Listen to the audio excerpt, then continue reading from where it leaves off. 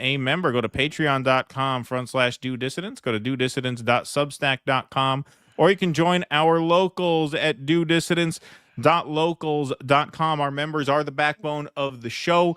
We appreciate your support very, very much. We could not do this show without you. Perks of membership include 2 bonus live streams per month, 1 content stream and 1 movie night stream, plus calls. We also do Q&As after the show every Sunday night, exclusively on Rumble. Those are welcome for everyone to watch, but patrons and paid members have call-in access to those Q&As. We will be doing a Q&A tonight over on Rumble after the remainder of the show, which, by the way, the last part of the show will be on Rumble exclusively. And also, obviously, you get your name up in lights here on the show credits and the goodwill of supporting independent media. So that's DoDissidence.locals.com. Thank you very much for your support. All right, and Russell's tour is next weekend. So, Russell, why don't you get that plug in? Coming up. All right. So I don't even know when the next time I'm going to be doing a tour in New York City is. Definitely not before the fall, if then. So this is my Irish Mob of Hell's Kitchen tour. It's one of my favorites. I take you through the neighborhoods where the Irish Mob were kind of at the peak of their power in the late 19th century, all the way into the 1980s. I go to the places where the mobs literally cut up their victims in the bathroom in one case. Some of the old mob headquarters. Tell a lot of nasty stories. I actually had somebody who had to ask for a refund because they heard me mention that it's really not for kids. It's really not. My grand finale involves, let's just say, some genital mutilation in the final story of that tour. But yeah, the Westies were the last real powerful Irish gang in Hell's Kitchen. They did not round up the Westies until the 80s. A lot of the people I talk about on the tour are still alive today, either in witness protection or doing life in prison. All righty. That's DoDissidence.com/tour for tickets next Friday and Saturday. All right, folks, we are now going to welcome our guest, Blakeley. You know Blakeley as a very prolific content creator on Twitter, TikTok, YouTube, and Rumble. Let's welcome our guest of the hour, Blakeley. Blakeley, good to see you. Hello, what's up? you guys. Excellent. Great to see you. So we are going to switch over to Rumble for the second half of our time with you, but we are still in YouTube land right now, so don't say anything too true for the next half hour.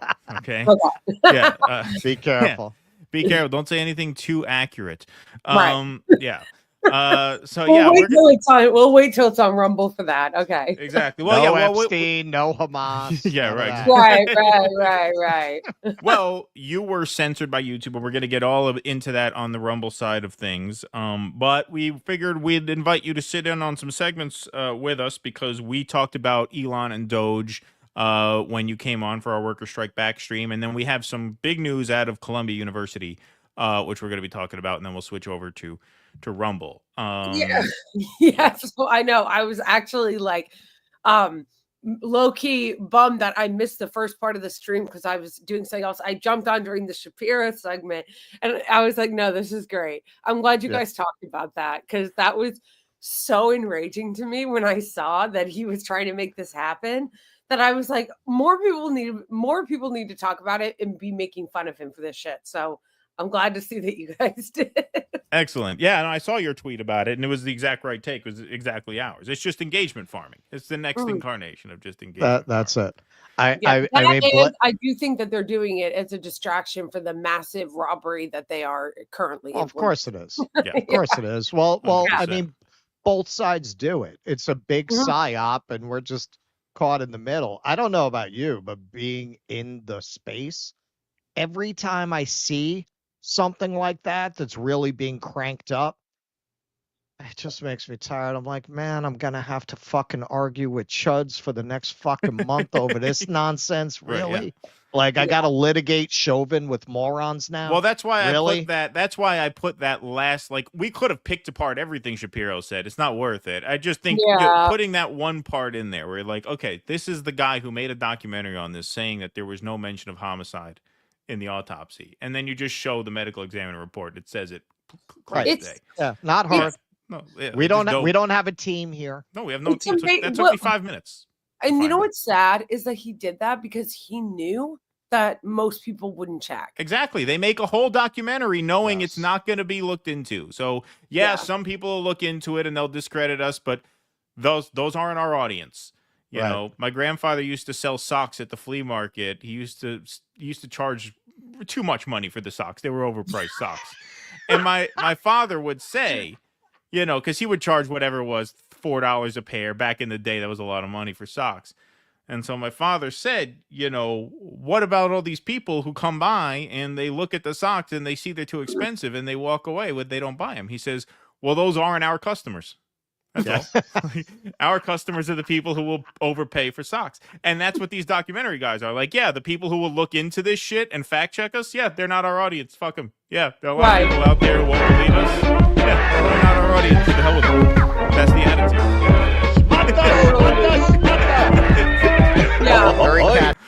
Yeah. 100%. It's true. And like how you were just saying, Russell, how you were saying, do you prefer to be called Russ or Russell? Either way, most people go to Russ. Russ, okay. So what you were saying about that's how I felt last night when I saw that op, who I'm convinced is like a Mossad op or some bot farm op, calls herself Insurrection Barbie on Twitter. And I can't handle it. All she does is tweet about the Israeli regime. And it's always these op accounts that have the overly patriotic names, Defiantly Free. Like, and it's just like so cringe. She posted something last night that said, I'm sorry, Elon Musk doesn't care about your stupid little money having to do with like whatever.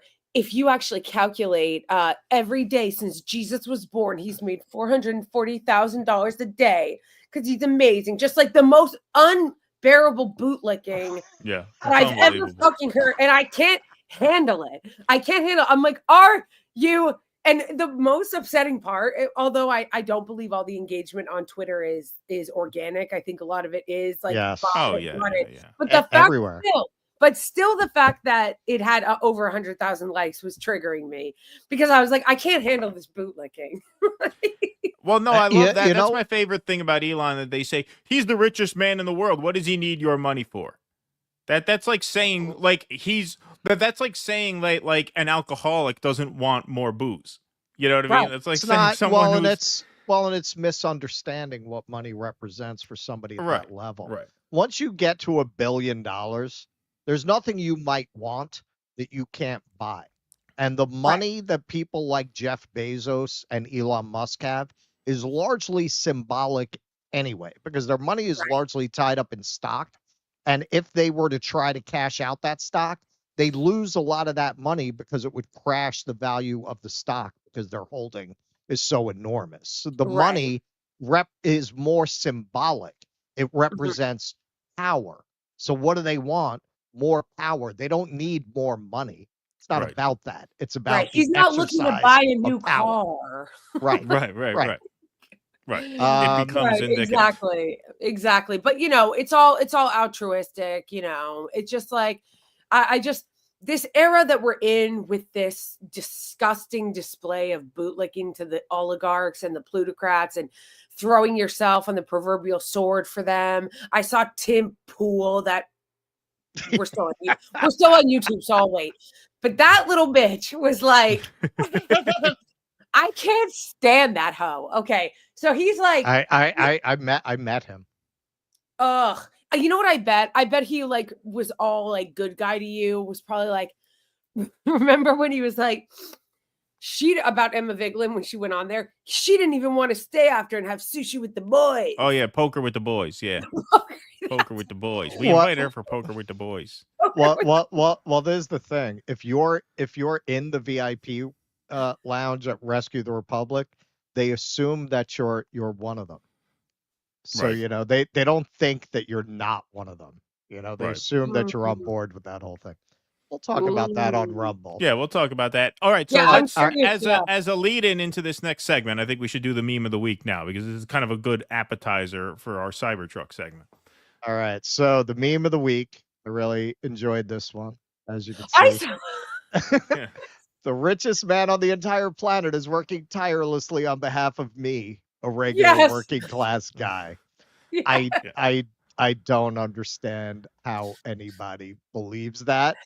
And this is a pretty good pictorial representation of anyone who Yeah. does. Looks like Yeah. the Ninja Turtles guy, Krang, right, with the Yeah. brain in his belly. Only it's Yeah. on the microwave on his head. All right. Yeah, So I this laughed when I saw that. I was like, no, it's true. And it actually felt cathartic when I saw that on your Twitter today because it was shortly after I was losing my mind over that tweet. A woman had put about Elon Musk. it's I mean it's amazing and it's very sad. It's very sad. And going to what you're saying about it not being organic, I've started Mhm. to really notice this pattern. When we post something questioning Doge or that kind of thing, we'll very often get a pattern of like 3 negative comments in the same vein back to Mm. back. Like the video's been up for 8 hours. And all of a sudden, you'll get 3 comments within a few minutes of each other that are like, Social Security is a Ponzi scheme. The next one, just slightly different wording. So I'm starting to think like, yo, man, those are bot farms. They have to be. Mm. Because Right. why would you keep getting that pattern of like 3 Right, in a short 100%. burst saying the same thing more or less? Not only that, but the bots are getting more sophisticated. So there have Right. been With times the where people, AI, yeah. yeah, where I was like, I found out something was a bot and I was surprised because Right. I thought because the tweet had like sass that it was a real person. And then I found out it Right, was a right. bot and I was like, oh, the bots can be like sassy. Yeah, yeah. They're gonna pass the Turing test soon. Yeah, right, exactly. Yeah. Yeah. So definitely, especially when it comes to stuff like that. Yeah, 100%. It's crazy. And it's not even as fun, you know, because Twitter, I feel like can be really fun. But it's like to the point where I feel like all I'm getting is like oligarch propaganda. Right. Yeah. It's like I'm like, it's not even Oh, nice. they've definitely tweaked that algorithm a lot Oh, since yeah. the Oh, for election. sure. Yeah. When I'm doing research, the stuff that's not MAGA is very far down the search results. The stuff Yeah. that's not spinning it that way. Yeah, but All right. Matt Taibbi, though, is nowhere to be found in this next round of Twitter files. Waiting for it. Yeah, Waiting that's for true. it. Even though Elon is the guy tweaking the algorithm now, and he's in the Oval Office. Yep. Exactly. Right. You, Right. There's I an think actual it's time direct for a Twitter connection. Files Part 2. Yeah. Yeah. Yeah. Oh, That's the why I'm Oval like, Office edition. yeah, where you Yeah. at? Where you at? This is tragically true of a lot of people we formerly relied on. I think, you know, Keaton put it very well. 2016 broke the liberals and Mm. 2024 broke the left. You've seen a lot of people who formerly knew better who just said fuck it. You know, I'm gonna join the side that's winning. They're not sending the IRS to my house. Honestly, I think that's a lot of what happened with Matt. Matt, you know, he's been very nice to us. He's a very nice guy. But I've been we talked to him very early on about why he wasn't covering Israel. And, you know, that was talked about in confidence. We talked about it a little on the air. I'm not sure what he said on the air and off the air. But if your beat is speech, you can't not cover that. Yeah. Well, especially now with the Columbia thing. It's Yeah. so, and Yeah. I think that initial decision compounded. And I Mhm. think when you combine that with the fact that, yo, man, Wasserman Schultz, Plaskett, the AOC, they threatened him with prosecution, man. They sent the IRS to his house. So you got that going on. Jim Jordan is the one who's like helping you. That's a whole other thing.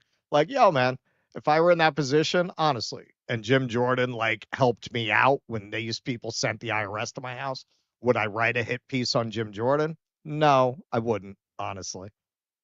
But that can have a lot of other implications, because how far does that go? Do you not go after the people around Jim Jordan?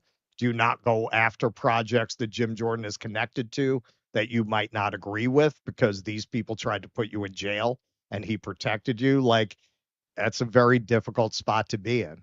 Yeah. Well, and then it's also like, okay, I kind of get that on a human level, but then you don't get to call yourself this type of journalist.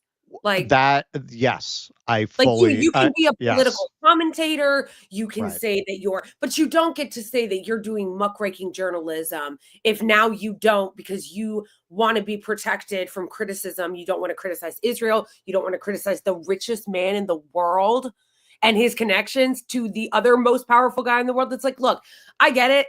I'm sure that it was probably hard. I'm not sure what you're referring to about the IRS thing, but I know that he had been kind of the day that he testified before Congress about the Twitter files, they literally sent the IRS to his door that day. Yeah, so that was pretty brazen. Yeah, that's crazy. Intimidation. Yeah, but yeah, that's I mean, crazy. when it comes to like the Columbia stuff, I mean, there's somebody in ICE detention right now. Right. Which we are going to get to later on the show, but I want to make sure we have time. So let's do the Cybertruck segment now. Yeah. All right. This is a fun segment, Blakeley. All right. Yeah. So Tesla has been having a real hard time of it. Can't imagine why. Gunshots, Molotov cocktails, and graffiti. Police make arrests and investigate as anti-Tesla vandalism continues. We just had a big protest on Saturday at the Tesla dealership in the Meatpacking District. This week, Jordan covered it on Status Quo Live. And sales are way down. Tesla sales plummet 45% in Europe as Musk's net worth dives $5.2 billion in a week. And the sad thing is he has so much money, it's not even going to make a dent. Tesla sales in Germany plunged by 59.5% in January and 76.3% in February. In Australia, deliveries dropped 65.5% in the first 2 months of 2025. And in China, February sales fell 49.16%. Tesla's stock nosedives, wiping out $700 billion in gains since Trump's election victory. And you can see there the trajectory. It's down almost 30% this month, 32% for the year. We've long said this. We said this before even the election, because there's a mismatch now between Elon's politics and the kind of people who want to buy an EV. It was kind of inevitable that it was going to kill Tesla's sales. The conservatives are not going to start buying Teslas. So I don't know who he thinks his market is going to be. But maybe the unkindest cut of all, the thing that rumors say Elon is most upset about, they attacked his stupid Cybertrucks at the Mardi Gras. Tesla Cybertrucks exit Orpheus parade route after revelers pummel the EVs with beads and barbs. Now, this is a thing I know a thing or two about, because I was at the Orpheus parade last year for the 2024 Orpheus parade. There's me with my Southern Drawl beer there. Had a nice 6-pack. So just to give you an idea of how these parades would normally be, this is the actual Orpheus parade from 2024.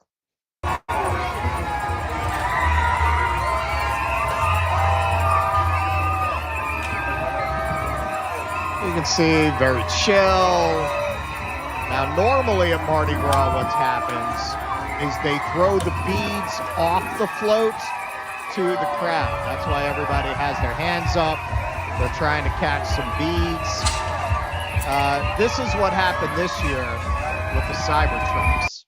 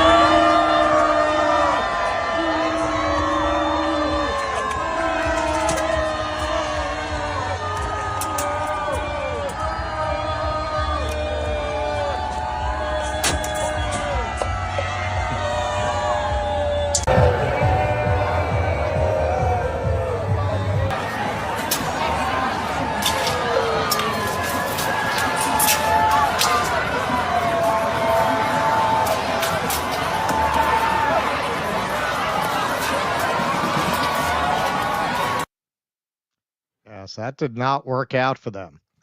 The crew of Orpheus bills itself as the most diverse in Mardi Gras, a consciously non-exclusive super crew that rolled on Lundi Gras with famed drag artist Bianca Del Rio as monarch, leading more than 1,000 riders in a night of revelry.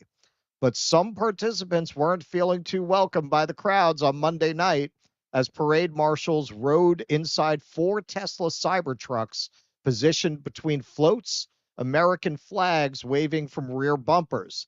The angular metallic trucks took a pummeling of beads, booze, and barbs from parade goers. At least one shattered window was reported before each Cybertruck bailed, steered manually off the route before the parade's end, according to the accounts of drivers and others on social media. The disapproving response reflects a backlash that has erupted nationally over the popular electric vehicle brand in response to Tesla owner Elon Musk's close alliance with President Donald Trump. Musk, the world's richest man, heads up the Department of Government Efficiency, or DOGE, which has wielded a heavy hatchet to federal jobs and foreign aid since Trump returned to the White House 6 weeks ago. Musk has been vocal in attacking liberal policies and diversity programs. None of it sat too well with revelers in the heavily blue Crescent City. It's just been brutal. They're killing us out here, one rider told a police officer after cracking a window on one Tesla Cybertruck in a video posted from inside one of the trucks. We're getting beat to shit by certain people throwing stuff, jumping on the car, kicking the car, hitting the car, a man told an Orleans Parish Sheriff's deputy at Harmony Circle, adding that 3 other Teslas in the convoy had already left the route. Officials with the crew of Orpheus, which was founded in 1993 by crooner Harry Connick Jr., were silent Wednesday. The crew's spokesperson, Renee Matthews, refused to answer questions about the trucks. She referred questions to Orpheus co-founder Sonny Bory, who did not respond to calls. One local Reddit user, identifying himself as a marshal, said he was unaware he would be riding in a Tesla truck until he received his assignment. The man, who used a slur to describe his feelings about Musk, recalled boos and attacks from start to evacuation along the Orpheus route. The people in charge were telling us to get out and stop people from crowding the trucks, and we all said, I'm not stepping foot out of this thing. They'll think I'm a part of this and attack me, his post read. Attempts to reach the man Wednesday were not successful. The driver of the same Tesla wrote on social media that what should have been a really cool, fun time quickly turned south over misguided politics. It was obvious from the onset of the parade rolling, this was more about chaos and hatred under the false flag we hate Elon, the man wrote on X. Sounds like a fan. It was really just an excuse to destroy someone's property to spread their evil anarchy on everyone. Sadly, this is the state I'm from. I'm embarrassed of that fact right now. I'm sure to some disappointed few, my Cybertruck was not damaged at all. It's bulletproof, by the way. The glass sure can be broken. Mine wasn't, but a couple great friends were. What's next? Well, if it's any comfort, I'm sure this would not have happened in any other part of the state. Attempts to reach the drivers of the Tesla vehicles for comment were not successful. The New Orleans Police Department did not respond Wednesday to questions about damage to the vehicles or if police had ordered any of them to leave the route. Now, I don't know who thought this was a good idea. It sounds like what happened is a Tesla dealership donated them for the parade, and then the poor bastards who wound up in them found out they were going to be driving a Tesla when they already got there. But that is not a town for that, especially with that kind of thing happening nationwide. You do not want to run a bunch of Tesla Cybertrucks at Mardi Gras for a bunch of people who have been drinking all day who probably hate Elon Musk. Yeah, it's such an offense to the whole spirit of Mardi Gras too. I mean, just the look of them, like my kid actually saw his first Cybertruck. There's one guy who drives a Cybertruck around town, and he saw it the other day, and he's like, that's super cool. He thinks it's cool because he's like 6 years old and he likes Right. Transformers. So like, yeah, he Right. loves the Cybertrucks, and that's kind of Right. that's the taste of a person who would love a Cybertruck, is a 6-year-old who likes Transformers, and they look like movies you drive, cars you drive around in the movies. That's what it looks like. It looks like an unfinished prop car. That's what I said it Right. looked like at the first time. So yeah, it's an offense to the whole spirit of the thing, and obviously, yeah, not a popular figure in those parts. No, look, at this point, even if you like Elon Musk, even if you like Trump, you like Doge, you like what they're doing, are you going to buy a Tesla? Like, do you want to deal with the shit that's going to come with that now? Like, that's a terrible business decision for him to do that, because like, who wants to risk that their car is going to get vandalized anytime they leave it alone? Right. Yeah. Also, like, I don't know. I feel like, yeah, what Trump supporter wants a Tesla? Well, that's another thing. Like, That's it's the not other thing. it's It's not the off-brand for them, market too. for it. Yeah. It's off brand for them. And also, like, look, man, you're pushing people to a place where they don't feel like they have any real way of affecting the government. And we do not condone this kind of behavior. But naturally, when you make your brand visibly identifiable with this government that they don't feel they have any say in, and in the decisions that it's making, naturally, some people are going to take it out on representations of that brand. Well, you're already seeing, I mean, in the meatpacking district, they're doing these big protests, outside of the Tesla dealership. Apparently, in the meatpacking district, there is a Tesla dealership, and you're seeing a lot of protests around there. Obviously, the stock price is down. Look, I mean, you're seeing a lot of indicators that are really pointing in the direction of the popularity of Doge really starting to go down pretty fast. I mean, the It's only going to go down trajectory. too. Well, yeah, obviously, as veterans get laid off, as workers get laid off, as you're going to start to notice that there's no real economic payoff for a lot of these people. And so, yeah, I mean, I think it's going to keep going that way. I don't see it really changing course. It's only going one way, especially since a lot of these people who maybe like Trump or like Elon, they think if they work in the federal government in whatever capacity, they think it's those people that are going to get laid off. They don't think that it's going to be them. And then when it is them, they're shocked and they're upset. And like, it was like, I don't know, 2 weeks ago or so, maybe, when Alina Habba like went to the press and basically was like, when the press was like, oh, well, a bunch of veterans are losing their jobs, she's like, maybe they don't deserve to have a job. And I'm like, imagine if anybody else said that. Oh yeah, no, we saw a lot of that when we covered that about veterans. All of a sudden, I mean, it's just amazing how easily people can be steered. All of a sudden, what, you think there's no lazy veterans? Right. Yeah, no, it's amazing. What's weird, I will say though, about Mardi Gras, like, I had been to Mardi Gras a long time ago, but I had never really been at the parades. I was there in my 20s. You just want to get drunk on Bourbon Street. When I went last year, I attended a lot of the parades. And I didn't realize how much those traditions overlap with traditions of, old school plantation, racist hierarchy. Like, you got outfits with people on horses that are clearly of the same origin as the Ku Klux Klan mask. They're wearing like those kinds of masks and riding horses with Black people as torchbearers walking around. You've got, yeah, dude. And then I looked into the history of Mardi Gras. We did a whole segment on it that pissed off a lot of people. I did a lot of research on it, and yeah, like, it is rooted in the old racist plantation aristocracy. It did come out of that. You do have elements of that now. You have one crew that disbanded when they forced them to integrate, or tried to force them to integrate. They just stopped. I mean, they didn't disband. They just stopped parading rather than to integrate. So you have that element, and then you have the Zulu crew, which is kind of formed as an answer to that. So it's a very complicated racial history there.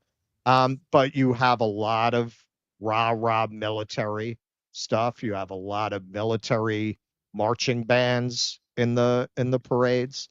So on that level, you could see why they thought the Tesla would fly.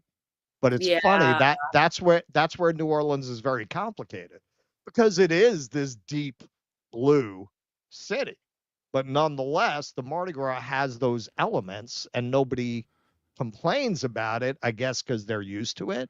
It's custom. They just accept that that's part of Mardi Gras. But when you throw in this Tesla, it's a new element. So they attacked it. You know, like to me, like, does the Tesla really bothers you, but the dude on the horse with the torchbearer doesn't? Yeah. I mean, I'm an outsider, but you know. Some people get hung up on the tradition aspect. Like they're like, no, that's how it always was, though, and this is new. Right. I think so. Because let's put it this way. For yes, I'm an outsider, but I did research the history because I was so taken aback by some of that, and I was right that it is rooted in those traditions. So yeah, man. I mean, look, I can't judge. You're from there. Like I said, man. I mean, those people in the parade who are African American are choosing to participate in that. Like, what can I say? But it seems to me like the Tesla's the least of it from what I saw of some elements that you would see in a Mardi Gras parade. But again, yeah, they're not used to that. All right. Well, we're going to move on. We're going to take some super chats, and then we're going to do our final segment of the night, and then we're going to head over to Rumble for the rest of our time with Blakeley. Kuznetsky Bassane, thanks to the $4.99. F the Rentiers, yes, absolutely. Steve Reed, thanks to the $50. Let's have a cowbell for Steve Reed, please. There we go. All righty. Thank you very much. That's very kind of you. Just a super sticker, no chat, but thank you very much. It's very kind of you. Rose Blossom, thanks to the $4.99. Mostly don't pay attention to current events because I can't handle the depression. You guys are heroes, real and funny. Love you. How do you do it, though? Well, thank you, Rose Blossom. Appreciate that. I don't know. It's we just stay glued to the phone, I guess. You know. Yeah. I mean, that's what it is. I mean, that's the thing about this social media, the Twitter, the scroll. Like, you can't tune out of the news. I find myself checking it all the time anyway. It's terrible because I mean, we did that already. I would assume that's true of you too. That's how we wound up doing this for a job, because we were already news junkies. Like, you almost have to be. People always asked me when I was tour guiding, how did you learn all this? I would always say, you kind of have to have come into it already being this into history. Like, you couldn't just learn that from scratch. If you weren't already a news junkie, you couldn't do this. No, of course not. Rose Blossom, not a lot going on. Maybe people too comfortable to care, and maybe they're for our country is either okay or our people are weak. What the fuck is going on? It is a strange time, but I think the fever is starting to break a little bit, so that's good news. Mark Pugliese, thanks for the $5. Isn't that knee on the neck thing something the IDF taught the police? Ah, good one. Thank you, Mark Pugliese. Zayshawn Qureshi, love you guys, and as always, free Palestine. Absolutely. Henry DeShazzo says, 3 of my favorite truth tellers. Great show today. There you go. F you. Thanks for the $10. Blakeley with a heart. There you go. You got a fan, Blakeley. Rose Blossom, rich people doing penny milling. Seriously, look it up. Mike T, you guys should look into the Tesla sales spike in Canada right before the end of the federal support program. Got caught fudging the numbers, and the government is investigating, I think. Interesting. All right. Let's see what else we got here. Trump is one thing, but Elon needs to go seriously. NED, National Endowment. I don't know what the rest of that is. I'm assuming there's a joke in there somewhere. Please ask Blakeley to do more I'm Israeli shorts and TikToks on the Rumble side. There you go. Yes, they're going to start doing shorts on Rumble. You're going to be able to start publishing shorts there pretty soon, apparently. So that's good. That'll be fun. Yeah, I'm excited for that. Yeah, that'll be a lot of fun. Hillary Hitton, really looking forward to the Irish Mob Tour. If you play your cards right, Russell, I'll let you buy me a drink at the Algonquin after the tour. There you go. WVP 1959 is Vito P on the road right now and unable to join, but wanted to send my support. Thank you. Vito P, appreciate that. Marlsa, found you guys through Jimmy Dore sometimes back. I've come a long way. Used to listen to Ben Shapiro back in the day. Not kidding. wow. Thanks for your great news and analysis from New Zealand. Wow, all the way from New Zealand. Thank you for that. See, that Very makes much. it all worthwhile. Yes. Ex-Barbarian, host life. The people have been turned into hosts, a food source, rent payers for the 1% parasites, leeches, rent collectors. Yes, by the reestablishment of the West Virginia coal mine experience. Thank you. Appreciate that. Furrows Queen Fire Dancer. Excuse me, Gavin. This day and age, there are a lot of people who have depression, anxiety, and self-deletion inclination. We aren't all trans. Statistics isn't his strong suit. There you go. Cool Blue. At some point, the U.S. will have a presidential election which will switch the White House from the Republican to Democratic column. Given the Gavin Newsom interview, I consider this dreadful. Thank you, Cool Blue. Appreciate that prediction. Always value your electoral insights. Haven't seen you in a while, Cool Blue. Thanks for being here. All right, folks, we got one more segment on the night, and it is an important one. The White House. Yes, not Donald Trump, but the White House, the official White House account, tweets out, Shalom, Colombia. Yes, this was on March 7th.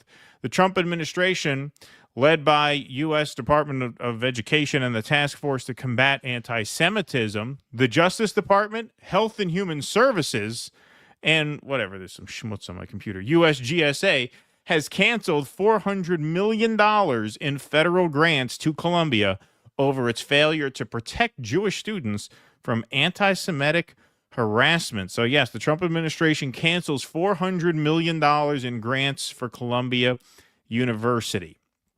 From NBC News, the Trump administration on Friday announced that it would cancel approximately $400 million in federal grants to Columbia University due to the school's continued inaction in the face of persistent harassment of Jewish students.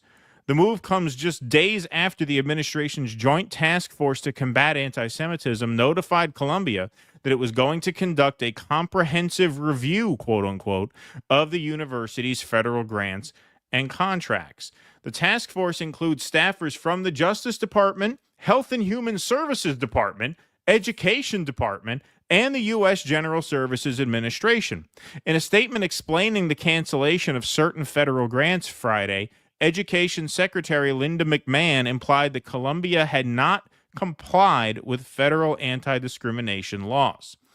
Quote, since October 7th, Jewish students have faced relentless violence, intimidation, and anti-Semitic harassment on their campuses, only to be ignored by those who are supposed to protect them, she said in a statement. Universities must comply with all federal anti-discrimination laws if they are going to receive federal funding. For too long, Columbia has abandoned that obligation to Jewish students studying on its campus. Today, we demonstrate to Columbia and other universities that we will not tolerate their appalling inaction any longer. So, just to give a reminder, we're talking about this Columbia University. So, this was from May 1st, 2024, almost a year ago, just about 10 months ago. Ollie London, NYPD clash with Columbia protesters, making dozens of arrests and clearing the entire encampment in 2 hours. This was that infamous night of the massive police raid on Columbia University. So here's just a little reminder of the campus that was insufficiently harsh on pro-Palestine protests.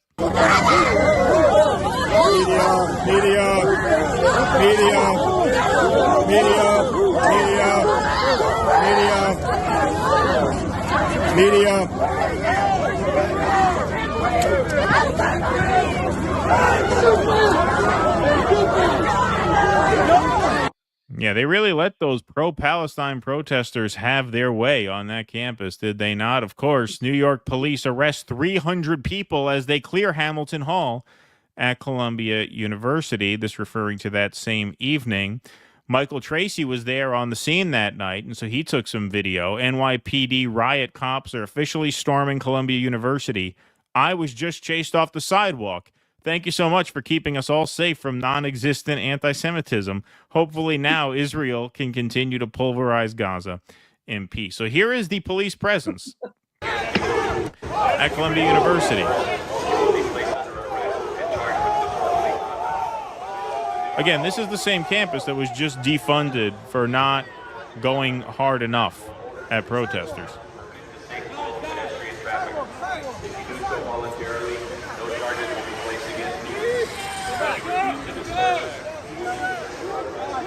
And I remember Michael Tracy's tweet when he posted this.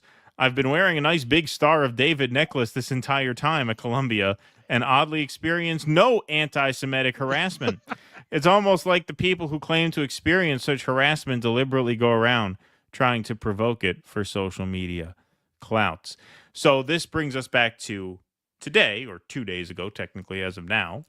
Tracy tweets, insane infringement on the First Amendment brought to you by the same people who constantly pontificate about how they are restoring free speech. Quoting the Wall Street Journal headline, the Trump administration is canceling the $400 million in grants and contracts to Columbia.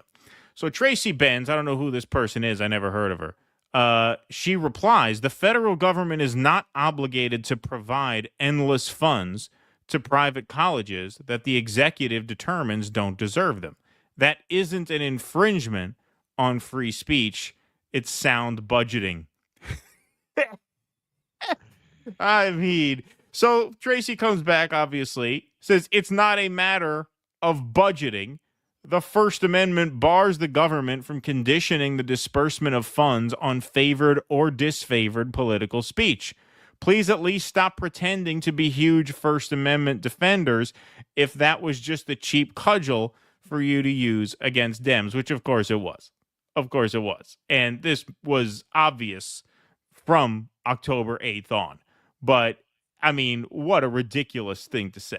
That somehow this is not an infringement upon the First Amendment because this is a budgeting decision. Like, again, I don't know who this person is. Like, I don't know why we care about what they said, but that is a very revealing thing. And his clapback is the more operative point there. The First Amendment bars the government from conditioning disbursement of funds on favored or disfavored political speech. Well, the douchebag dialogues crowd has been working very hard to get their followers to see pro-Palestine activists as woke. And it's been to limited effect because generally I find most of the MAGA, most of the Trump supporters, they're not really down with the control that Israel has over the government and that Israel has over these figures like trigonometry and so on. They accept it because they like them a lot better than Democrats and liberals, but they don't like it. But they've been working very hard to tie this to issues they do agree with them on, like speech, to make that the same issue. This is the most successful I've seen them be yet. What you're seeing a lot of subscribers to famous right-wing author A. Chud saying about this, they've managed to blur their hatred for these kind of Ivy League institutions into it. Well, it's not protest anymore once you're a vandal. It's not protest anymore once you're blocking entrances. Like they're managing to kind of squeeze in a law and order, get out of here, you dirty hippies kind of thing. It's the most successful I've seen them be with getting the MAGA people to go along with these crackdowns on speech. They're managing to get it away from an Israel thing to I hate Columbia and people who go to Columbia thing. Yeah, totally. For sure. Sorry about that, guys. My dogs were. No, it's okay. Did you have any? No worries at all. Yes, first of all, I forgot about that Michael Tracy tweet, which is pretty funny. He's got some occasional bangers. Oh yeah, no, he could be very good. He's been very, very good. Like since the election, like in terms of vetting all the nominees. Yeah, very good. Yeah. So I was laughing at that, but also what Russ said is 100% true. It makes me insane. They prey on and they harp on again because we're in this moment of idiocy tribalism where they play on the resentment that people have toward colleges and these Ivy Leagues. And use it to attack speech. And it's funny because if you don't use your critical thinking skills or you don't have principles, like I have a principled if you don't have a principled commitment to the First Amendment, then it's easy to fall into that. And you'd be like, yeah, like whatever, like they're saying, but it's like they brutalized those students. And not only that, but I was I was losing my mind the other night when I saw a segment by Chris Cuomo where he was doing that exact routine, going off about how they were anti-Semitic and it was Jew hatred. Right. And it was making me crazy because I was like, you're just lying. You're just lying. These protests are not anti-Semitic. You have no evidence for that. You don't want to talk about the fact that there was a bunch of Jewish students at this protest. Right. You want to make it about anti-Semitism. You want to make it about anti-college sentiment. You want to make it about everything except for what it is about, which is about Israel and about their genocide in Gaza and us funding it and places like Colombia being invested in it. And the fact that the Trump administration, that the same people are cheering that, who cried 5 seconds ago about safe spaces and Black and queer purple-haired people having safe spaces, are now like, we need a safe space. We need safe space. And it's like, it's actually like maddening. Because it's like, well, you're cheering the exact same thing that 5 seconds ago. It really is the meme I'm sure you guys have seen with the little Wojak guy, and it just takes a piece out of his brain and replaces it with like a new piece to like tell him what to be upset about or like what to be committed to. It's like the Trump administration will literally say out of one side of their mouth, we're the administration bringing back free speech. Right. Okay. And then they're all like, yay, Trump's bringing back free speech. And then he's also like, you criticize Israel, defunding you. And Elise Stefanik came out and admitted just that when that announcement was made. They're like, she's like, we're not going to tolerate any anti-Israel hate. I'm like, oh, so you're just coming out and saying it. Well, yeah, of course. And the school is basically caving. Columbia ready to work with Trump to bolster disciplinary process that was, quote, only on paper. Oh, really? The disciplinary process was only on paper. I'll refer you to this video once again. Media. Really? Media. There were only disciplines on paper. Is that right? Yep, that's true. Columbia University appears to be ready and willing to work with President Donald Trump and his administration. The university's interim president, Katrina Armstrong, issued a letter on Friday in response to the Trump administration cutting $400 million in federal grants to the school.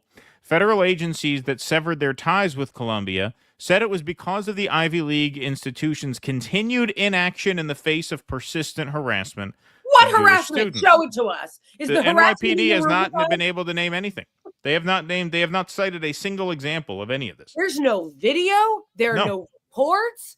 They're just making it up. And then when they're like, oh, the Trump administration stands ready to work with Columbia, wasn't the NYPD climbing up damn ladders to arrest people? Like, why are they acting? The actual, like, it's as maddening as when I feel like people rewrite history about now, like Black Lives Matter. They rewrite history about it. They rewrite history about COVID and about like Trump being president during COVID. And like now we're rewriting history about Columbia and the fact that Biden did allow them to crack down on them. Yep. Just because you weren't coming out and saying it doesn't mean he wasn't empowering them to crack down on them. And they still are. Fuck Columbia. Fuck Columbia. If you're thinking about sending your kid to Columbia, don't. Oh, yeah. No, that's what I said. I said they should boycott. They should absolutely boycott that university. It should go out of business. I mean, it serves them right. I mean, on the upside, I'm very glad to see them get this cut.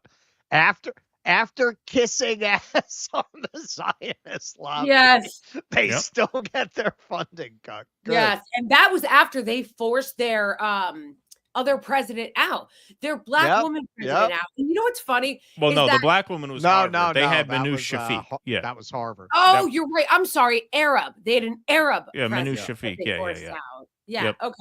So that was after that. So all the caving didn't help anyway, because now Trump is coming in and saying, hey, you bunch of anti-Semites, daddy's here to take charge. It's like, I love when conservatives too be like, see, isn't this strong? He's coming up and cleaning house. I'm like, when I see that, I don't see strengths. I see a big pussy who not only is violating everyone's First Amendment, but is so cucked to Israel that he's like, what do you want me to do, daddy?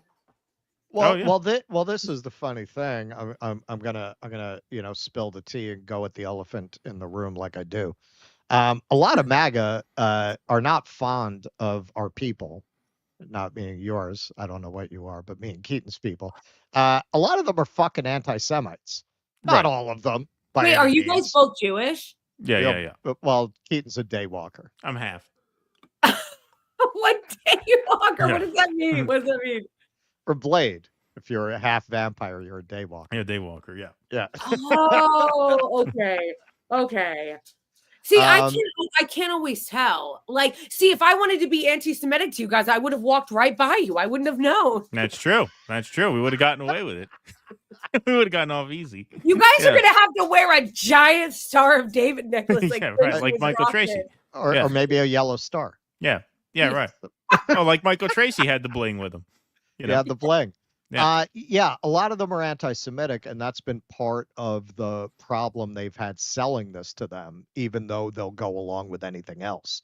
So now this angle is working better. If you make it an anti-elite Ivy League college student, woke student angle. And like I said, they've been trying to push the woke thing for a while. It hasn't quite been clicking. It seems like finally a lot of Trump supporters have been able to square this circle that they're really not, a lot of them, not all of them, a lot of them are not crazy about Jews. And that's what Madison Square Garden, I was outside the big Madison Square Garden rally, and you had a bunch of Hasids who were, and a lot of Hasids are anti-Israel, but some of them are not. So these were, or they were Orthodox, holding up the Israeli flags. And the vibe of the Trump supporters around them was like, the boss wants us to put up with this shit. I guess we will. Right. But they were not down with it. But if you sell it to them as, yeah, we're going to fuck up Columbia. We're going to fuck up the kind of people who go to Columbia. That's the way to sell it to them. That's why I think this particular element is getting more traction than I've seen other attempts to get them on board with this have. Right. So going on, sorry. No. Go ahead. Okay. Armstrong says in her letter that the funding cuts will immediately impact research and other critical functions, but she does not dismiss the Trump administration's claims. Rather, Armstrong writes that the university takes the cuts very seriously and is prepared to work with the government on its legitimate concerns, quote unquote. When I accepted the role of interim president in August 2024, I knew Columbia needed a reset from the previous year and the chaos of encampments and protests on our campus, Armstrong wrote. The university also needed to acknowledge and repair the damage to our Jewish students who were targeted, harassed, and made to feel unsafe or unwelcome on our campus last spring. Once again, no documentation of any of that. No video, no police report, no police accusation, no arrest, nothing. Wait, was it Columbia with a girl with a shirt that said Jew? No, that was a Yale. Yeah, that was a Yale. That was the failed Zionist troll. Was that at Yale? Yeah. I thought it was at Columbia. Yeah. No, that was definitely, that was definitely Yale. I know what you're talking about. Yeah, I'm not afraid. Right. Yes. I am not afraid. I am not afraid. That was we should have had for our New Year's Eve show most epic fail of the year. Yeah, that would have been one. Maybe this next year we'll include that category. Yes, I did that same thing. I did on New Year's. I did a New Year's stream, and I had favorite Zionist L's, and that was like number one. Yeah, that was a big one. Yeah, definitely, yes. In a telling portion of her letter, Armstrong admits that Columbia University's disciplinary process previously only existed on paper, seemingly taking a jab at former Columbia president Manoush Shafiq. Columbia University has experienced renewed anti-Israel activity in the last few weeks. In January, students barged into an Israeli history class and distributed flyers with anti-Semitic and hateful rhetoric. Again, no example of what that was. No, this is Fox News, so they wouldn't list it even if they had it. The students were later expelled, sparking protests at Columbia's sister school, Barnard. Multiple protesters were arrested after they took over the Barnard College library in protest of the expulsion. And this tweet gets to what you guys are saying, and I share that sentiment. Despite being the most aggressive school in disciplining students, the Trump administration has withdrawn funding from Columbia. This should be a lesson to schools everywhere that no matter how much you appease Zionist moneyed interests, it will never be enough for them. Yes, they were horrible. They sicked the police. I mean, I don't know if this was a record. I heard people comparing this to 9/11 in terms of the amount of police deployed. for Yeah. no threat of violence whatsoever. Like an insane amount. I mean, there's video all over the place of just a line as far as the eye could see of police vehicles. So yeah, like they bent the knee completely. They should be boycotted completely. I said that last year. I said this campus should be empty come the fall. They shouldn't even have a semester now. Who would want to go to this Yeah. school now? Total You know, trash. who? Like it's just what a horrible place. What a betrayal of like what a university is supposed to be. Yeah, yeah. And these are the same motherfuckers that'll sit there and brag about their rich history of protest and open Right. debate and thought. And then it's like, yeah, you know, it's always easy to talk about the past and what you would have done and celebrate the heroes once they're already dead. It's always easy to do that. But at the time that it's actually happening is what you would be doing then. So I don't need to hear Colombia talking about their history of rich protests and how they opposed South Africa's apartheid way too late when this is how they're handling all of this now. Expelling students, sicking the cops on them in the most like draconian, psychotic ways, and then expelling them and saying anti-Semitic literature, more like they were probably like giving out things that said like Israel's an apartheid state, which it fucking is. Right. And then they had a meltdown and said it was anti-Semitism and they were feeling unsafe. Right. Where's Barry Weiss? Wasn't this her beat? Oh, well, yeah, forget about that. But no, it's funny you mentioned how they're very proud of their rich history of protest because that just triggered a memory. We did a segment on this where they apparently scrubbed an essay from their website that wrote favorably of the 1968 occupation of Hamilton Hall. Yeah, it was right, a Vietnam era right. occupation of Hamilton Hall. And there was an entry in their archives, whatever, you know, oh, here's a cool looking dog. Are there two dogs? Oh Yeah, yeah, two yeah, dogs. I Oh, do. there you Yeah, go. sorry if I don't like do what they want, they'll cry. Oh, yes, kids are the same way. Yeah, I am subject to them. Yeah, that's how it goes. No, but they scrubbed an article from their archives that spoke favorably of the kind of protest that these students were engaged in. It's all bullshit. It's all How bullshit. amazing They don't is care that? about How any of it. amazing is that? They're Yeah. like, oh my gosh, look at this. We've got this rich history of protest, and look at how we honored the people of like Vietnam. And then it's like they take it down. What? That's amazing. Yep. It's amazing. Yep. They Full did of that. shit. Went Don't under the send your radar. kid to Columbia. No, absolutely not. Send your kid to a state school. It's cheaper. Yeah, exactly. You'll No, learn for sure. more. And they So- don't have as big as the police force as New York City. Yeah, well, that's certainly true. So in addition to the Trump administration defunding Columbia University, they have also apprehended one of these student protesters. So it looks like we're going to have our first student deportation. Looks like our first person who was here legally as a permanent resident, but who expressed wrongthink about Israel-Palestine. It seems like they are deportation bound unless the courts can intervene. So Writers Against the War on Gaza tweets, breaking last night, agents from the Department of Homeland Security abducted Mahmoud Khalil, a Palestinian student activist and recent Columbia University graduate, from his place of residence. He is currently being held in ICE detention. So this is the press release from Writers Against the War on Gaza. Columbia University student activist detained by Department of Homeland Security following threats of deportation of pro-Palestinian students. The arrest comes on the heels of the Department of State's announcement that it plans to deport students affiliated with pro-Palestine protests. The student, who is Palestinian, is a lawful permanent resident of the United States. On March 8th, Department of Homeland Security agents arrested Mahmoud Khalil, a Palestinian activist and recent graduate student at Columbia University, at his place of residence, an apartment building owned by the university. The DHS agents said that the U.S. Department of State had revoked Khalil's green card. At approximately 8:30 p.m. Eastern, Khalil and his wife, a U.S. citizen who is 8 months pregnant, had just unlocked the door to their building when two plainclothes DHS agents forced their way in behind them. The agents initially refused to identify themselves, instead asking Khalil to confirm his identity before detaining him without explanation. The agents proceeded to threaten his wife, telling her that if she remained by his side, they would arrest her too. Later, the DHS agents stated that the U.S. Department of State had revoked Khalil's student visa despite the fact that he has a green card, not a visa, and is a lawful permanent resident. Right. He's married to a U.S. citizen. Yeah. No, this is just blatantly illegal. So anybody who wants to say that these people are not fascists and that the people who support this are not fascists can just eat shit. Like this, they are clearly fascists. That is exactly what these people are. And anybody who signs off on this is a fucking fascist themselves. I'm sorry if that hurts people's feelings. I didn't soft pedal it with the libs. I'm sure as hell not going to soft pedal it with these fucking pieces of shit who would advocate for a policy like this. An agent showed Khalil what he claimed was a warrant on his phone. Khalil's wife went into their apartment to retrieve his green card while the agents remained with Khalil downstairs.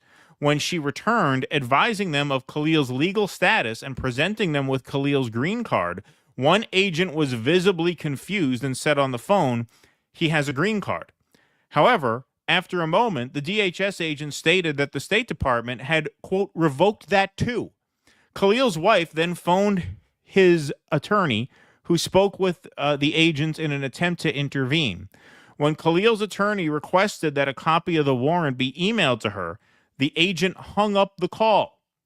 What? Khalil is currently being detained in U.S. Immigration and Customs Enforcement custody at 26 Federal Plaza, pending an appearance before an immigration judge.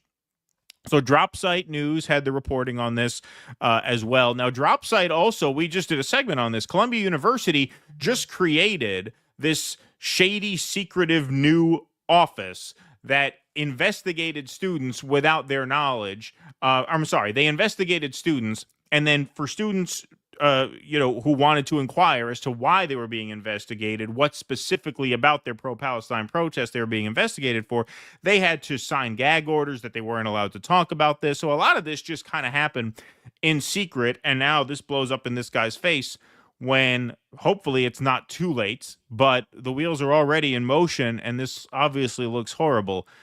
So they had the reporting breaking: DHS detains lead negotiator of Columbia Gaza Solidarity encampment after online campaign by pro-Israel groups. Yes, he was very active in these protests. He is being held at an ICE detention facility. Now, Dropsite apparently reached out to the Department of Homeland Security. So they update this with a tweet. In a response to Dropsite, DHS stated, "You need to reach out to the White House." They know that this is blatantly illegal. Blatantly illegal. Right. And so the People's Forum says, last night DHS agents abducted Mahmoud Khalil, a Palestinian student activist and recent Columbia graduate, from his home. He is now in ICE detention. We demand his immediate release. You can sign the petition if you go to our Twitter. So that's x.com/DoDissidence. It is the pinned tweet in our profile, so you can sign that petition as well. I obviously urge you all to do so, but what a nightmare. What a nightmare. The guy's here legally. His wife is 8 months pregnant, and now he is facing deportation. Deportation. Just his life completely upended by these absolute Nazi fascists with no regard for the law, due process, nothing. Even the agents know that this is illegal. Right. Even they knew it as soon as he said he had a green card, according to that printout that they put out. That reaction says it all. Oh, he has a green card. Yeah. Oh, what do we do now? And then when a media outlet reaches out to DHS, they say you're gonna have to ask the White House. Because ultimately, this just comes from an executive branch that is just, or I should say, not even the executive branch, but just more, yes, like specifically the White House, that is just completely out of control. And this is why, I said all along, because I know that the issue of immigration and the border was a very hot button issue this campaign season. And one of the reasons I was, insistent that we should oppose mass deportations from the start is because it's not going. The idea that this is going to be limited to criminal immigrants was always fucking absurd. They were Yeah. always going to abuse it to take it to levels like this. And now here you are, the first victim of just like I said, a blatantly illegal deportation. People here on student visas have First Amendment rights. It's not, well, why should you be here if you hate the country? He wasn't. He's not even on a student visa. No, he's married on a to green a U.S. card. citizen. Yes. He has a green card. It's a legal permanent resident. Allowed. This is a great example of I didn't speak for the trade unionists because I was not a trade unionist. Right, exactly. Like that once you that's what I said. Once you turn a blind eye to the government just disregarding legal processes, what makes you think you're not vulnerable? Are you a billionaire? Are you in a position where you can buy your way out of trouble? Well, right, then you're vulnerable, sunshine.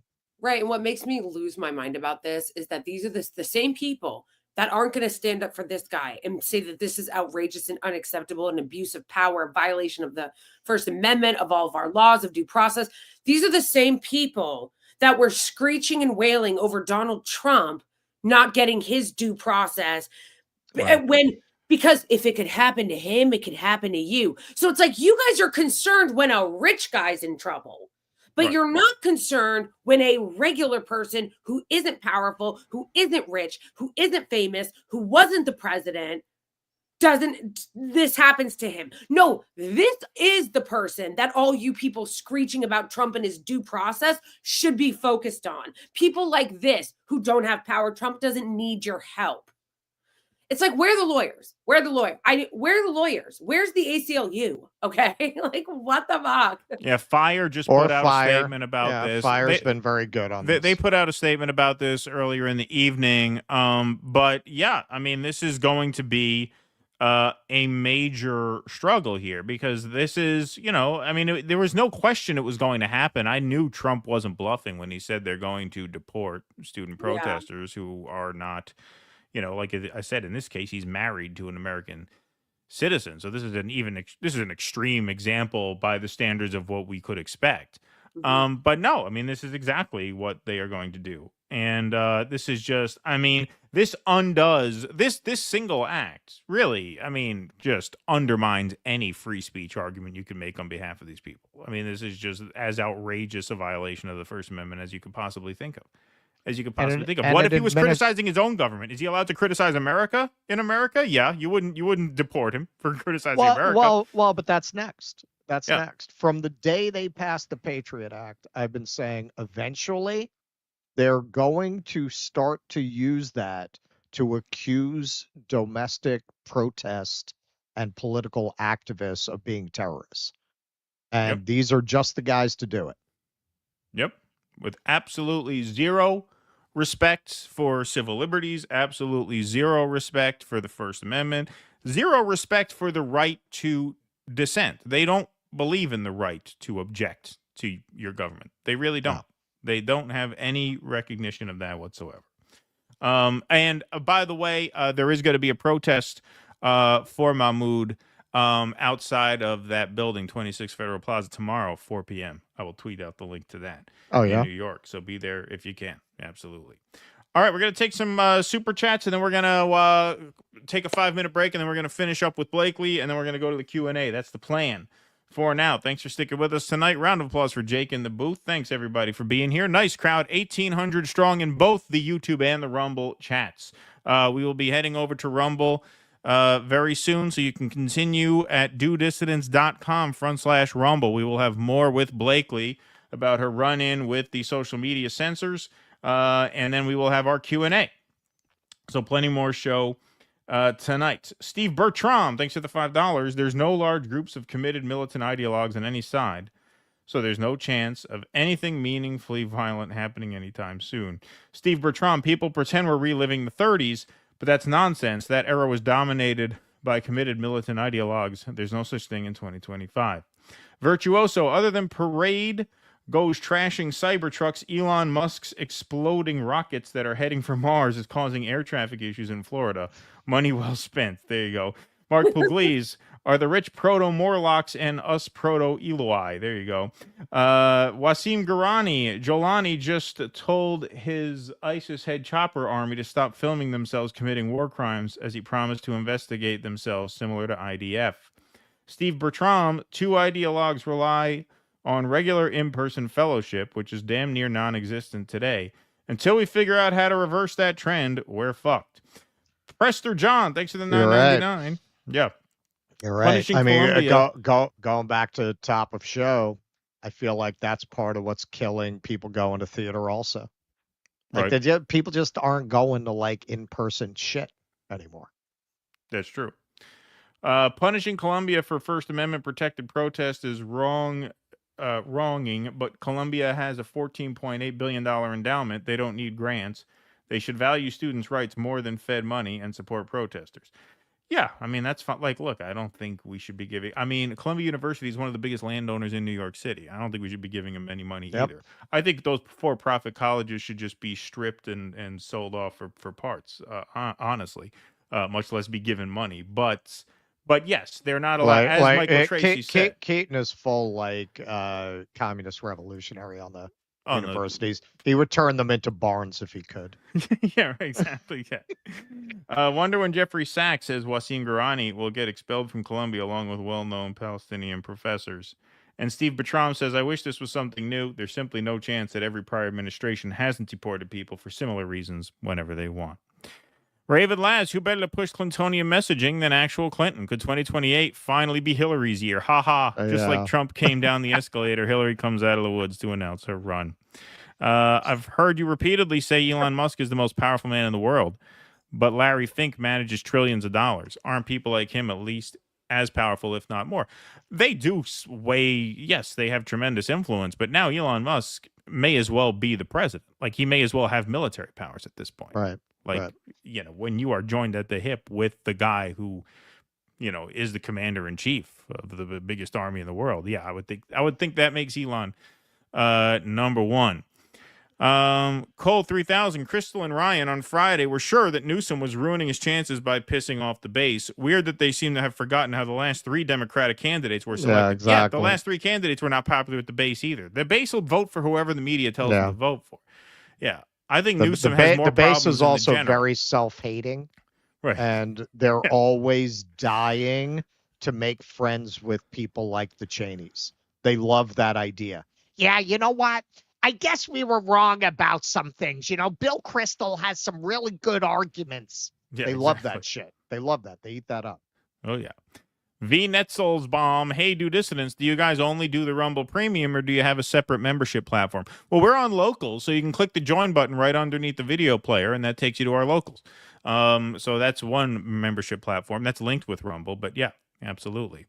Luigi Vaccine Pew Pew. I bet that redacting victims is code for them saying the people Epstein was blackmailing were the victims. Just the thought of how they can cover this up. All right, folks, we're going to take the rest of our Rumble rants over on the Rumble side. So we're going to close all of our other streams, and we are going to continue with Blakeley. Sorry to keep you so long, Blakeley. It'd probably be about 15 minutes over there. That makes sense, right? We'll talk about your censorship run-in. Yeah. Don't apologize. I'm cool. I'm chilling. I'm having a good time. Sounds good. Having a good time with you. So, and on the intermission, we have a little bit of the curse of the starving class Q&A with Philip Seymour Hoffman's son making some very interesting observations about his character's relationship to his father. That's right. All right, folks. So we are going to continue the show over at Rumble. So for those watching on YouTube now, please make the switch over there. We have more with Blakeley plus your calls. But let me just clarify. His character's relationship to his father, not his. Right. But you could read it both ways. You could read it both ways. Right. Yes. So dodissidence.com/Rumble. We are going to take a 5-minute break. We're going to close our YouTube stream. We will be continuing exclusively on Rumble for the rest of the show with Blakeley. Plus, we will take your calls after the conclusion of the program. Thank you very much for being here with us so far. We hope you'll join us on Rumble in about 5 minutes. If you're not going to join us on Rumble for the Q&A, follow Blakeley's Rumble channel. I am Blakeley on Rumble. That's the big point of having Blakeley here today, is to push that Rumble channel. Because Blakeley was demonetized on YouTube. So we're going to talk a little bit about that. and take your calls after 5 minutes. Until then, thanks very much for being here tonight. Be safe, everybody, and be well. Courage!